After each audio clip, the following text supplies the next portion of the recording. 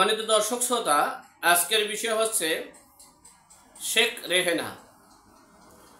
বঙ্গবন্ধু কন্যা শেখ রেহেনা বাংলাদেশে এসেছে, ভারতীয় গণমাধ্যমে প্রকাশ করেছে সে, আর শেখ হাসিনা যে কোনো মুহূর্তে বাংলাদেশে ঢুকবে সে বিষয়ে সংক্ষেপে আপনাদের সাথে শেয়ার করছি। দেখেন, 5ই আগস্টের পর এই অন্তর্বর্তীকালীন সরকার গঠন করা হয়েছে।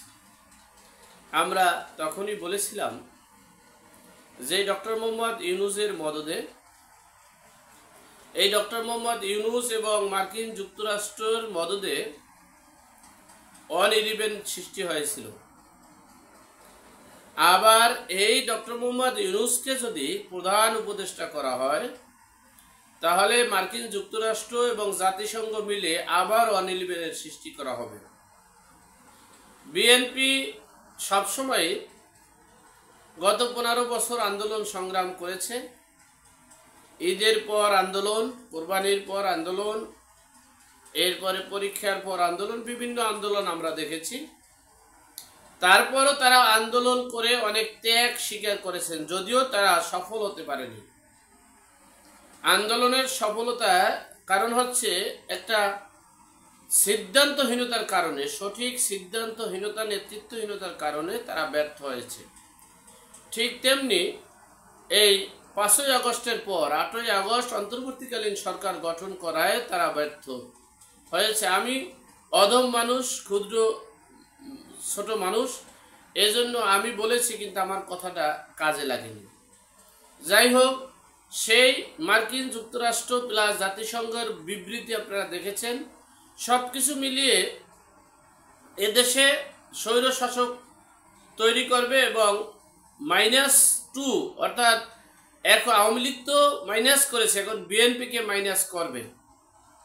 এরপরে তৃতীয় শক্তির আবির্ভাব ঘটবে, সেটা মার্কিন যুক্তরাষ্ট্র জাতিসংঘের মদদে। সেটা কতটুকু সফল হবে সেটা ভিন্ন বিষয়, কিন্তু তারা মাইনাস করার পরিকল্পনা নিচ্ছে।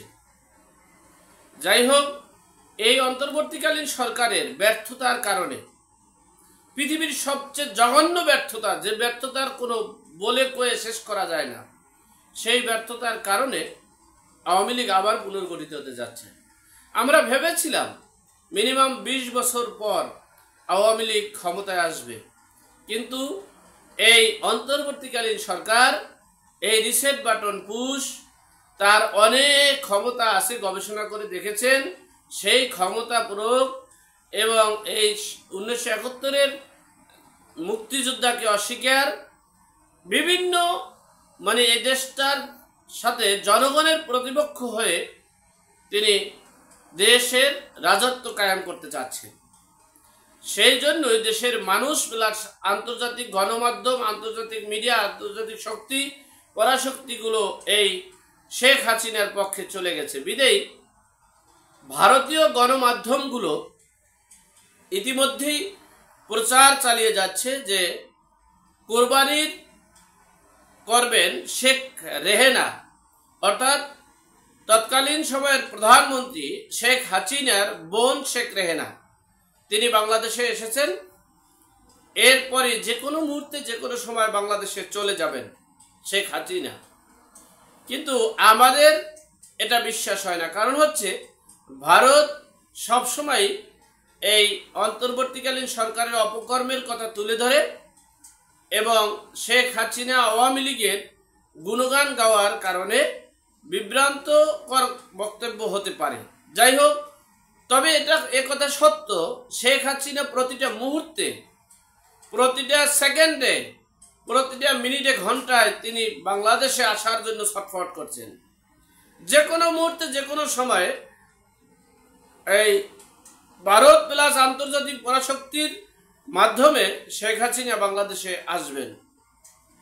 শেখ হাসিনা আর শেখ রেহেনা একা বাংলাদেশে আসার সম্ভাবনা নেই বলতেই চলে, আমি মনে করি। কারণ হচ্ছে শেখ হাসিনা এবং শেখ রেহেনা, তারা দু বোন একসাথেই বাংলাদেশে ঢুকবেন, এমনটাই আমরা যতটুকু বিশ্বস্ত সূত্রে জানতে পারলাম।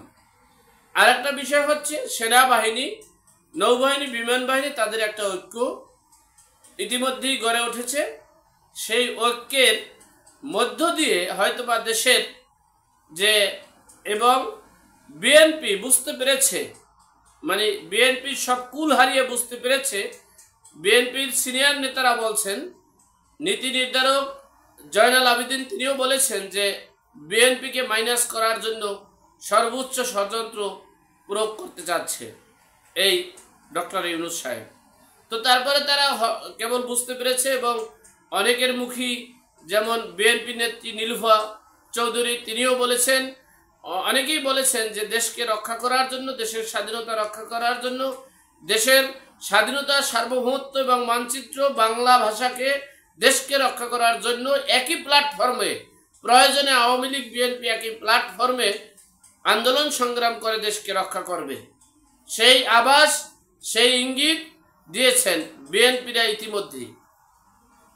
তবে একথা সত্য, বিএনপির ব্যর্থতার কারণে এই দেশের সার্বিক পরিস্থিতি এভাবে হয়েছে। বিচার ব্যবস্থা ধ্বংস, নির্বিচারে হত্যা, নির্বিচারে গুম, নির্বিচারে রাজধানী, মব কিলিং, মব জাস্টিসের মাধ্যমে দেশটাকে ধ্বংসযজ্ঞ করে তুলেছে। যাই হোক, আল্লাহ আমাদের সকলের বিপদ আপদ বালা মুসিবত থেকে হেফাজত করুক, আমিন। আসসালামু আলাইকুম।